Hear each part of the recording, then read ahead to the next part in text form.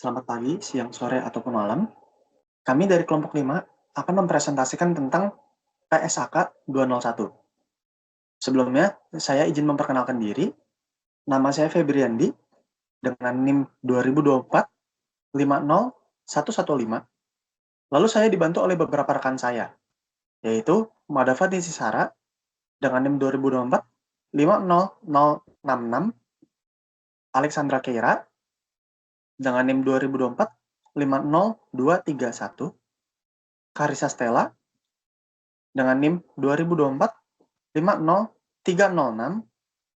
Hazel Kalia dengan NIM 2024-50032, dan Samuel Octaviano dengan NIM 2024-50029. Untuk pertama-tama, puji syukur saya panjatkan ke hadirat Tuhan Yang Maha Esa. Berkat rahmat dan pertolongannya, tugas proyek akhir ini dapat disusun. Presentasi ini disiapkan sebagai pendamping pembelajaran mata kuliah Intermediate Accounting atau Akuntansi Menengah 1 dan dirancang agar mudah dipahami serta relevan dengan praktik akuntansi dalam bekerja. Presentasi ini merangkum, menautkan, dan mengembangkan beberapa pokok bahasan yang bersumber dari materi perkuliahan dan referensi utama yang kami pelajari dari buku Standar Akuntansi Keuangan Indonesia efektif per 1 Januari 2025 bagian B.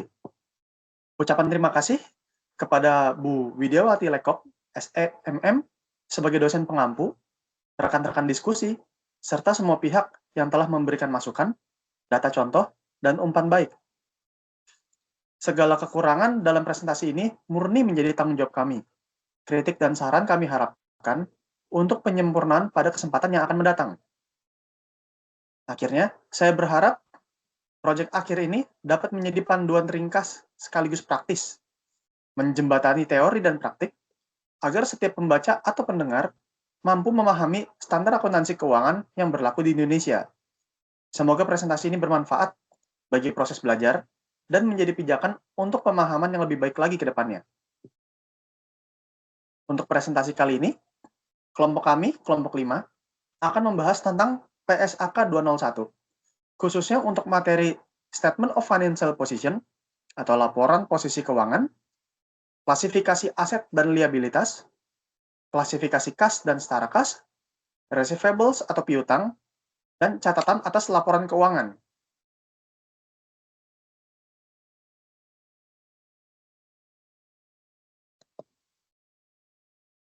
Yang pertama, dari pengertian PSAK. PSAK atau Pernyataan Standar Akuntansi Keuangan adalah standar yang menjadi pedoman resmi bagi entitas di Indonesia dalam menyusun laporan keuangan. Fungsinya bukan hanya aturan teknis, tetapi juga memastikan informasi akuntansi disajikan secara konsisten dan dapat dibandingkan.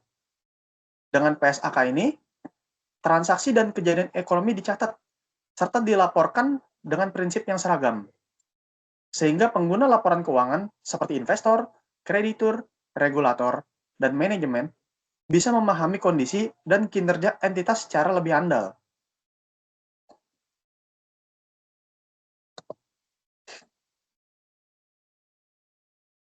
Lalu, apa itu PSAK 201?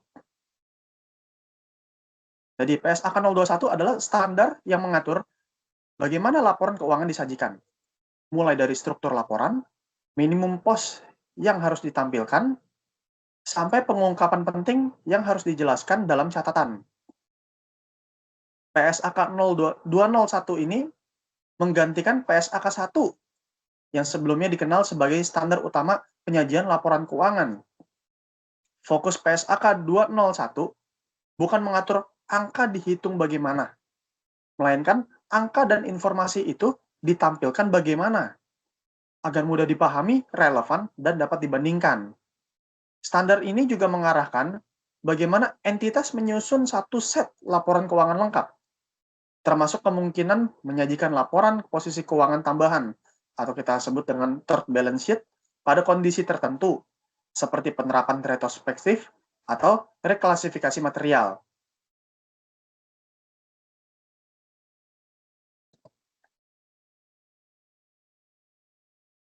Lalu ada perbandingan PSAK 201 dan IA1, IAS 1 atau IA1.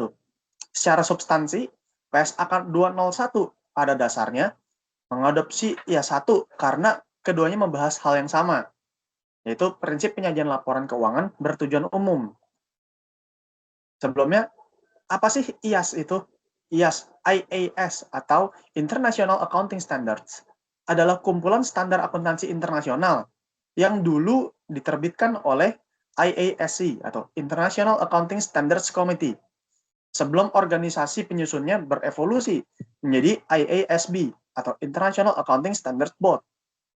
Untuk hal pentingnya, setelah IASB berdiri, standar baru umumnya diberi nama IFRS atau kita kenal dengan International Financial Reporting Standards.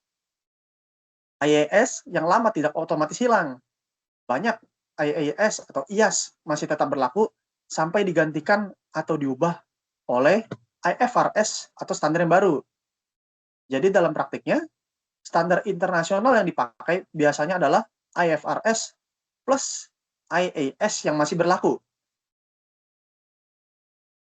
Karena PSAK 201 dan IAS atau IA1 membahas hal yang sama, maka tulang punggung pengaturannya sejalan. Misalnya, tentang fair presentation, basis akrual, kecuali arus kas.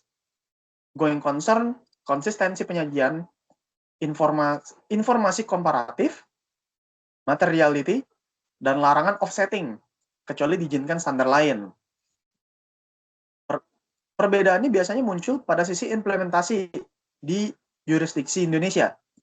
PSAK 201 dapat menyesuaikan istilah, rujukan, tanggal efektif, dan ketentuan transisi agar kompatibel dengan ekosistem SAK Indonesia dan praktik pelaporan domestik. Jadi, IA1 adalah referensi internasionalnya, sedangkan PSAK 201 adalah versi yang dioperasionalkan untuk konteks Indonesia.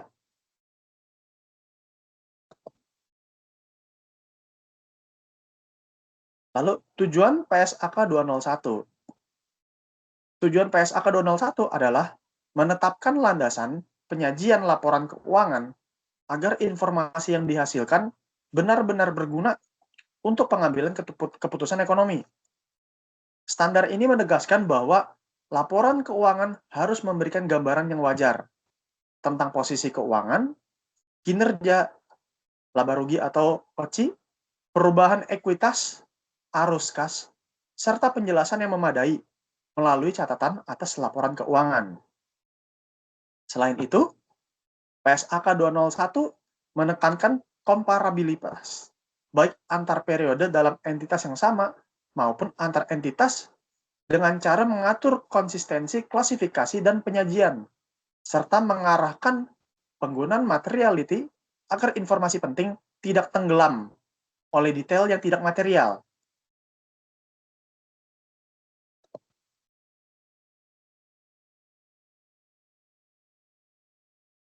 Kenapa PSAK 201 penting? Jadi PSAK 201 itu jadi rulebook utama untuk format dan kualitas penyajian laporan keuangan, bukan sekedar angka. Jadi PSAK 201 itu menekankan kualitas komunikasi laporan keuangan. Dua entitas bisa memiliki angka yang sama, tetapi jika penyajiannya berbeda, klasifikasi aset dan liabilitas tidak konsisten, pengungkapan minim, atau pos-pos penting tidak ditampilkan dengan benar. Maka pengguna bisa salah menilai risiko dan kinerja entitas. Standar ini membantu mengurangi risiko interpretasi dengan menetapkan struktur yang jelas, pos minimum yang wajib, prinsip komparatif, dan aturan pengungkapan.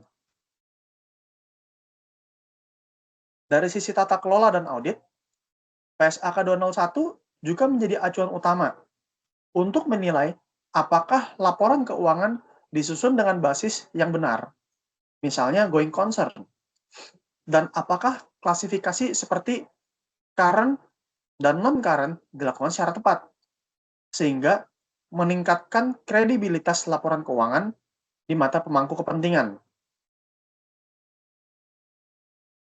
Setelah ini, kita akan membahas tentang Statement of Financial Position yang akan dijelaskan oleh teman saya. Baik, di sini saya akan menjelaskan tentang pengertian Statement of Financial Position. Jadi, menurut PSA ke-201 itu, Statement of Financial Position atau laporan posisi keuangan adalah laporan keuangan yang menyajikan posisi keuangan entitas pada suatu tanggal tertentu yang mencakup aset, liabilitas, dan ekuitas. Laporan ini menggambarkan apa yang dimiliki entitas, apa yang menjadi kewajibannya, serta hak residual pemilik pada akhir periode. Laporan ini memberikan gambaran kondisi keuangan perusahaan secara statis pada satu titik waktu. Berbeda dengan laporan laba rugi yang bersifat periodik. PSAK 201 ini menekankan bahwa laporan posisi keuangan merupakan bagian utama dari laporan keuangan yang disusun berdasarkan basis akrual, kecuali untuk laporan arus kas. Selanjutnya ada tujuan laporan posisi keuangan. Berdasarkan PSAK 201, tujuan laporan posisi keuangan adalah untuk menyediakan informasi mengenai posisi keuangan entitas yang bermanfaat bagi pengguna laporan keuangan dalam pengambilan keputusan ekonomi. Secara khusus, laporan itu membantu pengguna untuk yang pertama itu adalah menilai kemampuan entitas dalam menghasilkan kas dan setara kas. Informasi aset dan liabilitas membantu pengguna menilai likuiditas dan solvabilitas perusahaan. Yang kedua itu adalah menilai struktur keuangan perusahaan. Pengguna dapat melihat perbandingan antara aset, liabilitas, dan ekuitas untuk memahami tingkat leverage dan risiko keuangan. Yang ketiga dan menjadi dasar evaluasi kinerja dan prospek perusahaan. Laporan posisi keuangan digunakan bersama laporan laba rugi, arus kas, dan perubahan ekuitas untuk menilai kesehatan keuangan jangka pendek dan jangka panjang. Selanjutnya ada komponen utama Statement of Financial Position. Yang pertama itu ada aset. Aset adalah sumber daya yang dikuasai oleh entitas sebagai akibat dari peristiwa masa lalu dan dari mana manfaat ekonomi di masa depan diharapkan akan diperoleh. Karakteristiknya tuh ada tiga. Yang pertama tuh ada dikendalikan oleh entitas, yang kedua berasal dari kejadian masa lalu, yang ketiga memberikan manfaat ekonomi di masa depan. Dalam laporan posisi keuangan, aset umumnya diklasifikasikan menjadi dua. Yang pertama itu ada aset lancar. Aset yang diharapkan akan direalisasi, dijual atau digunakan dalam siklus operasi normal. Seperti yang pertama itu ada kas dan saka kas, yang kedua piutang usaha, yang ketiga persediaan, yang keempat tuh aset lancar lainnya. Yang kedua ada aset tidak lancar yang tidak memenuhi kriteria aset lancar seperti aset tetap kayak tanah, bangunan, dan mesin. Yang kedua tuh ada aset tak berwujud, yang ketiga ada investasi jangka panjang. PSAK 201 memperbolehkan penyajian aset berdasarkan klasifikasi lancar dan tidak lancar, kecuali jika penyajian berdasarkan likuiditas lebih relevan. Yang kedua itu ada liability atau liabilitas. Liabilitas adalah kewajiban kini entitas yang timbul dari peristiwa masa lalu yang penyelesaiannya diharapkan mengakibatkan arus keluar sumber daya ekonomi. Ciri utamanya itu ada yang pertama kewajiban saat ini, yang kedua ada timbul dari kejadian masa lalu, yang ketiga akan diselesaikan dengan pengorbanan manfaat ekonomi. Liabilitas juga diklasifikasikan menjadi dua. Yang pertama itu ada liabilitas jangka pendek, kewajiban yang harus diselesaikan dalam siklus operasi normal, seperti utang usaha, utang pajak, dan bagian lancar utang jangka panjang. Yang kedua itu ada liabilitas jangka panjang. Kewajiban dengan jatuh tempo kurang dari 12 bulan seperti utang bank jangka panjang. Yang kedua ada obligasi. Yang ketiga liabilitas imbalan kerja jangka panjang. Penyajian liabilitas membantu pengguna menilai kemampuan entitas memenuhi kewajibannya dan tingkat risiko keuangan perusahaan. Yang kedua itu ada equity. Ekuitas adalah hak residual atas aset entitas setelah dikurangi oleh liabilitas. Dengan kata lain, ekuitas sama dengan aset dikurang liabilitas. Komponen ekuitas menurut PSAK 201 umumnya meliputi yang pertama tuh ada modal disetor, yang kedua tambahan modal disetor, yang ketiga itu ada saldo laba atau laba ditahan. Yang keempat ada komponen ekuitas lainnya, misalnya kayak selisih revaluasi. Ekuitas mencerminkan kepentingan pemilik dalam entitas dan menjadi indikator kekuatan modal perusahaan. Perubahan ekuitas biasanya dipengaruhi oleh laba rugi, transaksi dengan pemilik, dan kebijakan dividen. PSAK 201 mewajibkan penyajian ekuitas secara jelas agar pengguna dapat memenuhi struktur kepemilikan dan perubahan modal perusahaan. Selanjutnya akan dijelaskan oleh teman saya. Oke, di sini saya akan menjelaskan mengenai aset lancar dan juga tidak lancar. Nah, di sini saya akan bedah gimana PSAK 201 itu mengatur penyajian aset di laporan posisi keuangan. Jadi, poin utamanya gini, perusahaan itu wajib memisahkan secara jelas mana aset lancar dan mana aset yang tidak lancar. Jadi, tidak boleh dicampur. Kecuali jika penyajian berdasarkan urutan likuiditas dirasa lebih relevan dan datanya lebih bisa diandalkan. Tapi ingat, kalau kita pilih metode likuiditas, maka semua aset harus diurutkan berdasarkan likuiditasnya, jangan setengah-setengah. Nah, apa sih syarat dari aset lancar? Nah, menurut paragraf 66 di buku PSAK 201, aset itu disebut lancar jika memenuhi salah satu dari 4 kondisi ini. Nah, yang pertama, aset itu akan kita jual, pakai, atau direalisasikan dalam siklus operasi normal perusahaan. Lalu yang kedua, tujuan utama kita pegang aset itu memang untuk diperdagangkan atau trading. Lalu yang ketiga, kita perkirakan aset itu bisa cair atau terrealisasi dalam waktu 12 bulan setelah periode pelaporan. Lalu yang keempat, aset itu berupa kas atau setara kas, kecuali kas tersebut dibatasi penggunaannya dan tidak bisa dipakai untuk bayar utang dalam waktu setahun ke depan.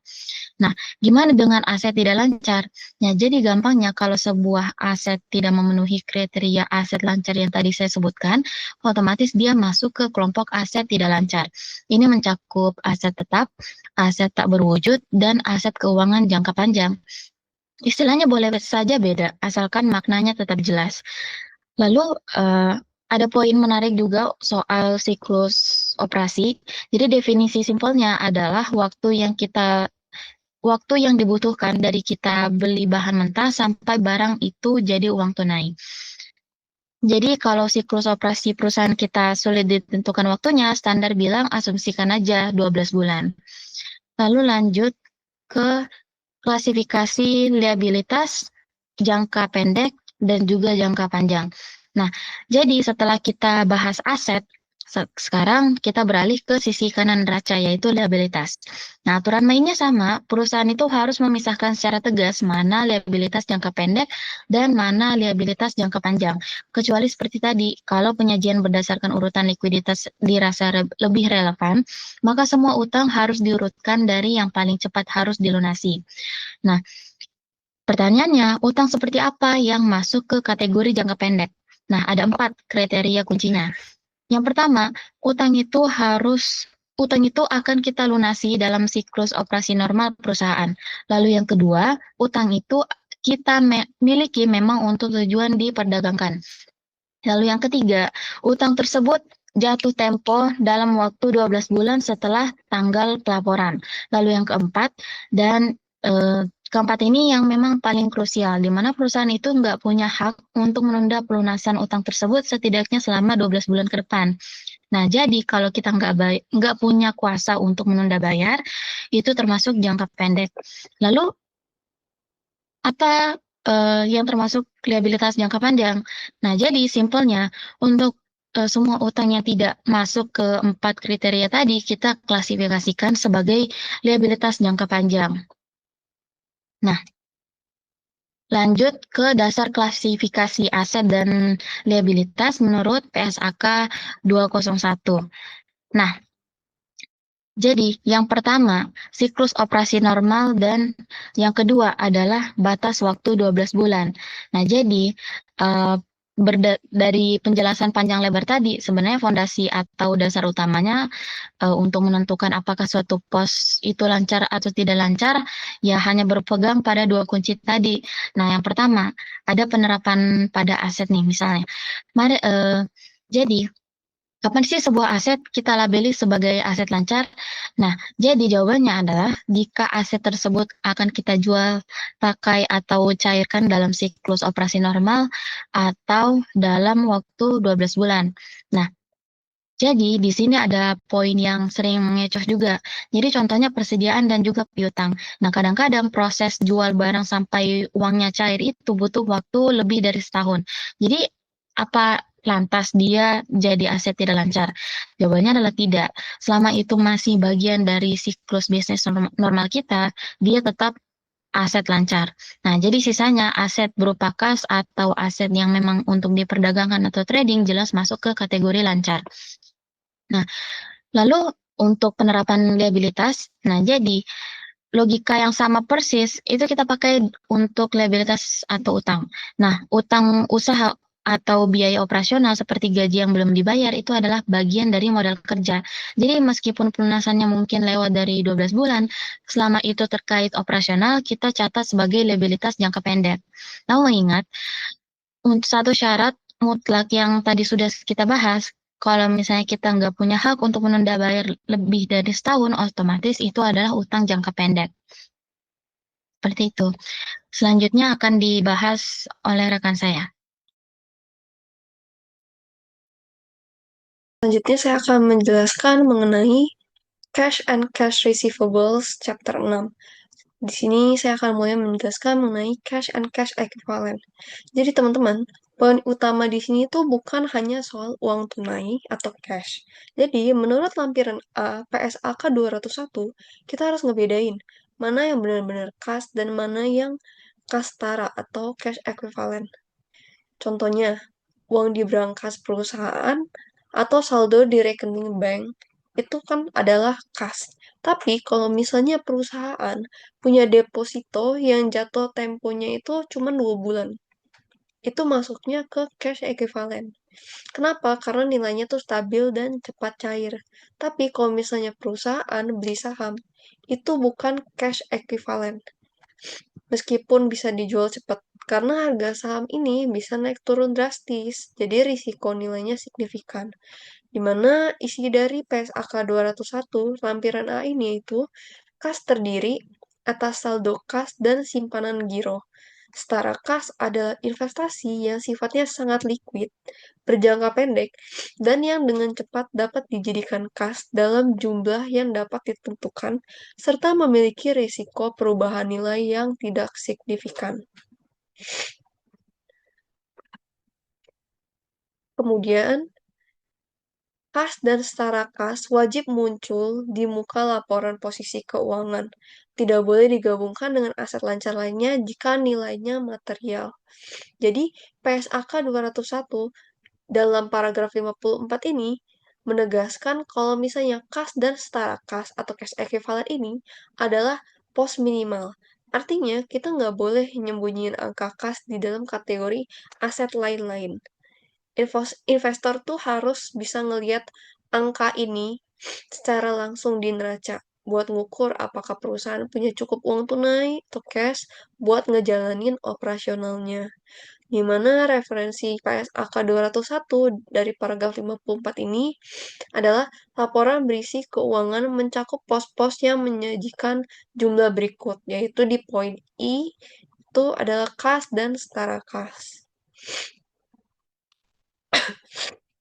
Kemudian ada klasifikasi kas dan setara kas atau cash and cash equivalent. Jadi cash and cash equivalent ini umumnya diklasifikasikan sebagai aset lancar atau current asset, kecuali kalau misalnya penggunaannya dibatasi lebih dari 12 bulan. Jadi, sesuai PSAK 201 paragraf 66, kas ini otomatis jadi aset lancar, tapi ada pengecualian penting atau restricted cash-nya. Contohnya, kalau misalnya perusahaan, dia, kalau misalnya perusahaan, dia punya saldo 1 miliar rupiah di bank, tapi uangnya itu dijadiin jaminan atau kolateral buat pinjaman jangka panjang. Dan itu tuh nggak boleh ditarik selama 2 tahun. Nah, kasus ini kan 1 miliar rupiahnya ini nggak boleh dicatat sebagai aset lancar, melainkan dicatatnya sebagai aset lancar atau non-current asset, karena penggunanya itu dibatasi lebih dari 12 bulan, yaitu dibatasinya selama 2 tahun, dia kan udah lebih dari 12 bulan, maka dibatasi. Dimana isi dari PSAK 201 paragraf 66D ini tuh entitas mengklasifikasikan aset sebagai aset lancar jika yang D, aset tersebut adalah kas atau setara kas. Dengan pengecualian, kecuali aset tersebut dibatasi pertukarannya atau penggunaannya untuk menyelesaikan liabilitas sekurang-kurangnya 12 bulan setelah periode pelaporan. Nah, makna kecuali, kata kecuali di paragraf ini, itu tuh cukup krusial ya, poinnya secara cukup krusial. Jadi umumnya kas tuh dianggap sebagai aset yang paling lancar. Tapi kalau misalnya ada batasan hukum atau kontrak, kayak misalnya kas tuh dijadiin sebagai jaminan utang bank yang jangka panjang atau dana cadangan yang dibekukan oleh pengadilan, maka sifat lancarnya tuh jadi hilang. Karenanya tuh jadi hilang. Batasan waktunya ini standarnya tuh ditetapin 12 bulan. Kalau misalnya lebih dari 1 tahun sejak tanggal neraca, maka kas tersebut tidak boleh dikelompokkan dalam aset lancar atau current asset. Sedangkan di penyajian di laporannya ini, kas yang terkena pengecualian atau restricted cash ini harus dipindahin ke bagian non-current asset. Biasanya tuh masuk ke pos aset lain-lain atau kas yang dibatasi penggunaannya atau restricted cash. Dan wajib dijelasin dalam catatan atau laporan keuangan atau disingkat sebagai CALT. Contohnya ini kayak misalnya di kondisi pertama, perusahaan tuh dia punya 500 juta rupiah di rekening giro yang bisa ditarik kapan aja. Jadi bisa ditarik kapanpun. Nah, maka diklasifikasinya ini aset lancar atau current asset. Sedangkan kondisi yang kedua, perusahaan tuh punya 500 juta rupiah juga di bank. Tapi uangnya ini dijadiin jaminan buat pinjaman gedung selama 3 tahun ke depan dan nggak boleh ditarik. Maka bukan diklasifikasikan sebagai aset lancar, melainkan aset tidak lancar atau non-current asset. Ini tuh udah dicantumin di paragraf 66D tadi. Terus di paragraf 67 juga menekankan kalau misalnya aset lancar mencakup aset seperti persediaan dan piutang usaha yang dijual, dikonsumsi, atau direalisasikan sebagai bagian dari siklus operasi normal. Aset lancar juga mencakup aset yang dimiliki, terutama untuk tujuan diperdagangkan, dan bagian lancar dari aset keuangan tidak lancar. Ini tuh negasin kalau misalnya kas nggak memenuhi kriteria untuk digunakan segera, maka itu dikategorikan sebagai tidak lancar. Kemudian ada larangan saling hapus juga atau offsetting. Jadi aset atau kas dan liabilitas atau utang harus disajiinnya tuh secara terpisah.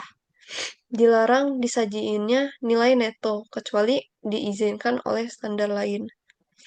Jadi berdasarkan PSAK 201 paragraf 32, kita tuh dilarang untuk melakukan offsetting. Contohnya, perusahaan punya saldo di Bank Mandiri 500 juta rupiah. Tapi di saat yang sama punya juga utang cerukan atau overdraft di bank yang sama juga. Itu 200 juta rupiah. Jadi kita nggak boleh cuma nulis kas 300 juta rupiah. Kita harus tetap lapornya tuh kas 500 juta rupiah di aset dan utang 200 juta rupiah di liabilities. Ini tuh supaya pembacaan laporan tahu posisi utang dan kas yang sebenarnya. Di mana referensinya itu dari PSAK 201 paragraf 32 yang berisi entitas tidak boleh menyaling hapuskan aset dan liabilitas atau penghasilan dan beban, kecuali disyaratkan atau diizinkan oleh suatu PSAK. Kemudian ada subklasifikasi dan pengungkapan di CALK atau catatan atas laporan keuangan. Jadi ini tuh berisi kalau misalnya rincian kas harus diungkapkan secara jelas di catatan atas laporan keuangan. Di laporan utama mungkin cuma tertulis satu baris, kayak misalnya kas dan setara kas, atau cash and cash equivalent. Tapi sesuai paragraf 77 dan 78 di PSAK 201, kita tuh wajib ngerinciin di catatan atas laporan keuangan atau CALK. Contohnya tuh kayak misalnya kas tunai, ini dispesifikin rupiah dan mata uang asingnya. Terus bank, sebutin nama banknya, misalnya apakah BCA, BRI, dan lain-lain. Terus kalau misalnya ada cek yang belum disetorkan, tujuan rinciannya ini supaya adanya transparansi keuangan yang tetap terjaga gitu. Di mana PSAK 201 paragraf 77-78 itu tuh ada tercantum. Kalau misalnya entitas mengungkapkan bla bla bla bla, subklasifikasi pos-pos yang disajikan diklasifikasikan dengan cara yang tepat bagi operasi entitas. Misalnya itu kayak ada kas dan setara kas yang disubklasifikasikan jadi kas di tangan atau cash in hand, atau kas di bank, dan cash equivalent atau setara kas. Seperti itu. Nah, di sini materi berikutnya saya akan jelaskan mengenai receivables atau piutang. Nah, jadi di sini tuh menurut PSAK 201, piutang ini merupakan aset yang dimiliki entitas karena adanya hak kontraktual untuk menerima kas atau aset keuangan lainnya dari pihak lain sebagai akibat adanya transaksi atau peristiwa masa lalu. Nah, jadi di sini piutang itu timbul karena penjualan barang atau jasa secara kredit, lalu pemberian pinjaman atau uang muka, lalu ada hak tagih lain yang sah secara hukum. Nah, jadi piutang ini tuh mencerminkan manfaat ekonomi masa depan yang diharapkan akan diterima oleh entitas. Lalu berikutnya di sini ada jenis-jenis piutang. Piutang sendiri itu terbagi menjadi dua, yaitu piutang usaha atau trade receivables dan piutang lain-lain, yaitu other receivables. Jadi yang pertama saya akan menjelaskan mengenai piutang usaha. Nah, jadi di sini piutang usaha adalah piutang yang muncul dari kegiatan operasional utama perusahaan. Contohnya kayak misalkan penjualan barang atau jasa yang dilakukan secara kredit. Di sini ciri-ciri utamanya berhubungan langsung dengan aktivitas inti bisnis. Lalu umumnya itu mereka berjangka pendek, lalu tidak disertai oleh bunga, lalu memiliki resiko tidak tertagih. Berikutnya yaitu piutang lain-lain atau other receivables. Nah, jadi piutang lain-lain itu merupakan piutang yang bukan berasal dari aktivitas utama perusahaan dan dia itu bersifatnya pendukung kegiatan usaha. Nah, jadi di sini contoh piutang lain-lain itu seperti piutang karyawan, piutang bunga dan dividen, lalu ada piutang pajak, kemudian ada piutang kepada pihak yang berelasi, lalu ada uang muka yang dapat ditagih kembali. Nah, lalu di sini ada penyajian piutang dalam neraca. Nah, jadi kalau misalkan berdasarkan PSAK 201, piutang itu disajikan dalam laporan posisi keuangan sebagai bagian dari aset. Nah, jadi di sini ada ketentuan penyajiannya berdasarkan si PSAK 201, yaitu mereka tuh harus disajikan secara terpisah dari kas dan aset lainnya. Lalu dipisahkan antara piutang usaha dan piutang non usaha. Lalu harus disajikan juga secara neto, yaitu setelah dikurangi oleh cadangan kerugian penurunan nilai piutang. Lalu tujuan penyajian ini adalah agar laporan keuangan itu memberikan informasi yang relevan dan andal bagi penggunanya. Nah, lalu di sini juga ada klasifikasi piutang terbagi menjadi dua juga, yaitu ada piutang lancar dan piutang tidak lancar. Saya akan bahas piutang lancar dulu. Jadi piutang lancar ini diklasifikasikan sebagai aset lancar apabila diharapkan dapat direalisasi dalam siklus operasi normal atau akan diterima dalam waktu kurang dari 12 bulan setelah tanggal pelaporan. Contohnya misalnya seperti piutang usaha kepada pelanggan, terus piutang lain-lain yang jangka pendek. Lalu untuk piutang tidak lancar, di sini piutang diklasifikasikan sebagai aset tidak lancar karena jangka waktu penagihannya itu lebih dari 12 bulan dan tidak dimaksudkan untuk direalisasi dalam waktu dekat. Di sini contoh piutang tidak lancar yaitu piutang jangka panjang kepada pihak yang berelasi dan pinjaman jangka panjang kepada karyawan. Nah, di sini juga ada catatan mengenai pengukuran piutang. Jadi, di sini tuh PSAK 201 tidak mengatur pengakuan dan pengukuran piutang, melainkan fokus pada penyajian dan klasifikasinya aja. Jadi, pengukuran piutang itu diatur di PSAK yang lain. Seperti misalkan di sini ada PSAK 71 itu mengenai instrumen keuangan, lalu PSAK 109 itu tentang entitas berbasis syariah. Nah, jadi pengukuran itu biasanya tuh mencakup penentuan nilai tercatat piutang, penilaian risiko gagal bayar, dan pembentukan cadangan kerugian piutang. Nah, lalu di sini juga ada pengungkapan tambahan atau disclosure. Di sini menurut PSAK 201, perusahaan tuh nggak hanya menyajikan angka piutang aja, tapi harus juga memberikan penjelasan tambahan agar pengguna laporan keuangan ini tuh bisa memahami risiko dan sifat piutangnya. Nah, jadi apa aja yang biasanya di pengungkapan tambahan itu? Di sini ada 4. Pertama-tama itu ada rincian jenis piutang. Di sini tuh perusahaan harus menjelaskan pemisahan piutang, misalnya piutang usaha dan lain-lain, lalu ada piutang kepada pihak yang berelasi, terus ada piutang jangka pendek dan jangka panjang. Itu bertujuan supaya pengguna laporan keuangan itu bisa tahu asal piutang dan gimana sih karakter resikonya. Lalu untuk yang kedua, kebijakan klasifikasi lancar dan tidak lancar. Nah, jadi di sini entitas itu perlu menjelaskan dasar penentuan suatu piutang yang dikategorikan. Bisa aja sebagai aset lancar atau aset tidak lancar.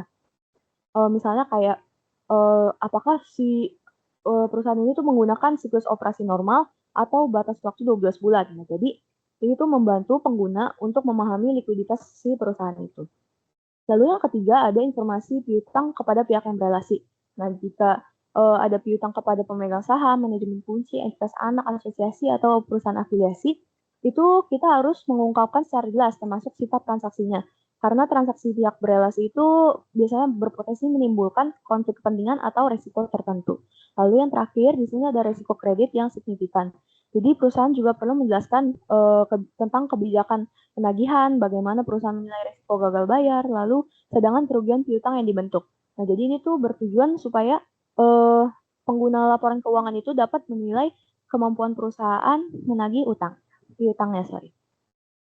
Nah, bagian berikutnya akan dijelaskan teman saya. Selanjutnya kita akan membahas mengenai rangkuman atau kesimpulan dari Statement of Financial Position dan juga Cash dan juga Receivable. Jadi dalam PSAK 201 ini SOFP itu berfungsi untuk merangkum suatu kondisi keuangan pada akhir periode, mencakup aset, liabilitas, dan juga ekuitas secara terstruktur untuk menilai posisi keuangan, likuiditas, dan juga struktur pendanaan. Jadi laporan posisi keuangan ini berfungsi sebagai ringkasan kondisi keuangan pada akhir periode. Apakah aset, liabilitas, dan juga ekuitas ini sudah mulai terstruktur pada akhir periode tersebut, dan juga untuk menilai apakah posisi keuangan, likuiditas, dan juga struktur pendanaannya juga cukup untuk awal periode tahun berikutnya. Nah, SOFP ini disusun dengan fair presentation ataupun penyajiannya yang wajar, dasar akrual, dan juga going concern. Apa sih going concern itu? Going concern itu dapat disebut sebagai asumsi kelangsungan usaha tersebut. Nah, juga SOFP ini didukung berdasarkan pada klasifikasi yang memadai, terutama pemisahan aset lancar maupun tidak lancar, baik untuk aset maupun liabilitas. Nah, PSAK ini akan menekankan bahwa pengukuran unsur dalam laporan posisi keuangan ini harus mengikuti dasar pengukuran yang relevan, misalnya seperti biaya historis ataupun nilai wajar, sesuai dengan standar yang terkait. Dengan penerapan materialitas, konsistensi, dan juga tanpa saling hapus,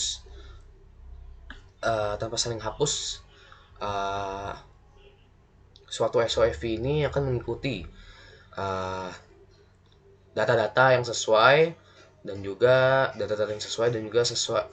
materialistis dan juga konsistensi. Terus juga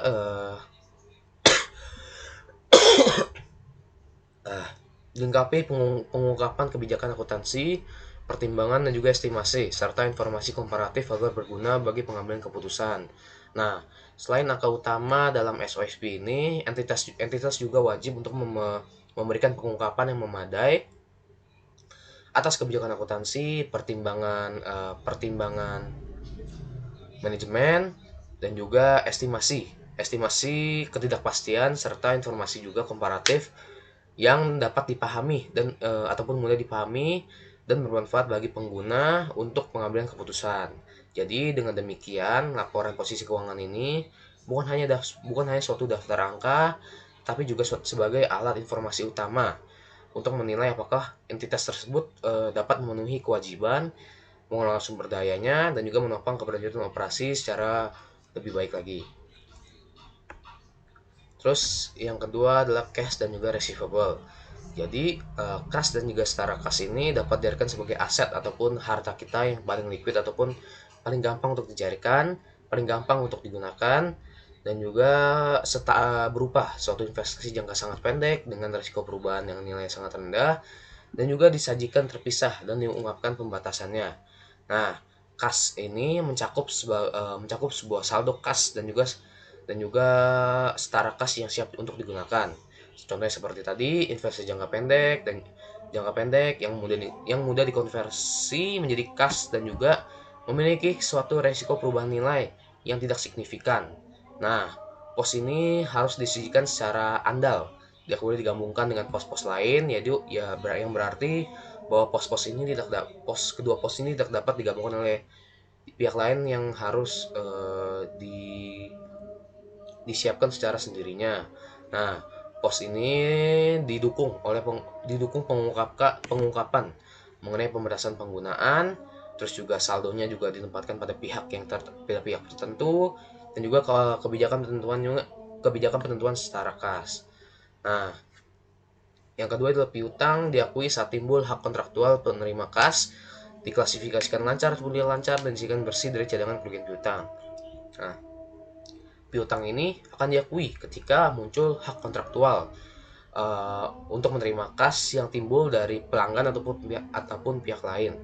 Nah, terus penyajiannya ini piutang diklasifikasikan lagi menjadi dua, yaitu lancar dan juga tidak lancar. Nah, sesuai dengan jangka waktu yang direalisasikannya. Nah, terus piutang ini disajikannya bersih dari cadangan kerugian piutang tanpa adanya kerugian piutang yang lainnya. Terus yang ketiga, pengukuran menekankan kehati-hatian melalui estimasi kerugian kredit dengan pengungkapan risiko kredit, aging, jaminan, dan juga kebijakan penagihan. Jadi pengukuran suatu piutang ini dapat dinilai dari kehati-hatian melalui pembentukan suatu cadangan kerugian piutang ataupun penurunan nilai suatu piutang berdasarkan pada estimasi nilai yang wajar, terus juga dapat dipertanggungjawabkan, dan juga dengan dukungan pengungkapan mengenai risiko kredit, aging ataupun disebut juga sebagai umur piutang, dan juga jaminan, dan yang terakhir adalah kebijakan penagihan.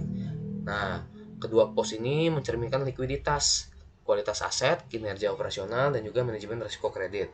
Jadi dengan demikian dalam PSAK ini menegaskan bahwa kedua pos ini tidak hanya mencerminkan likuiditas saja ataupun mencerminkan kualitas aset saja, tetapi juga kedua pos ini juga mencerminkan adanya kinerja operasional perusahaan dan juga manajemen risiko kredit perusahaan yang akan dinilai lebih lanjut untuk melanjuti keberlanjutan arus kas. Oke, sekian dari presentasi dari kelompok 5 mengenai Statement of Financial Position dan juga Cash Receivable. Jadi sebagai kesimpulannya, dalam PSAK 201 ini kita dapat belajar ataupun mengetahui lebih lanjut bahwa Statement of Financial Position dan juga Cash dan juga Receivable ini tidak hanya mencerminkan likuiditas saja dan juga kualitas aset, tapi juga menjadi dasar penting dalam menilai kinerja operasional suatu entitas, manajemen risiko yang akan timbul dari keputusan yang diambil oleh suatu entitas, dan juga keberlanjutan arus kas perusahaan. Oke, sekian presentasi dari kelompok 5. Terima kasih.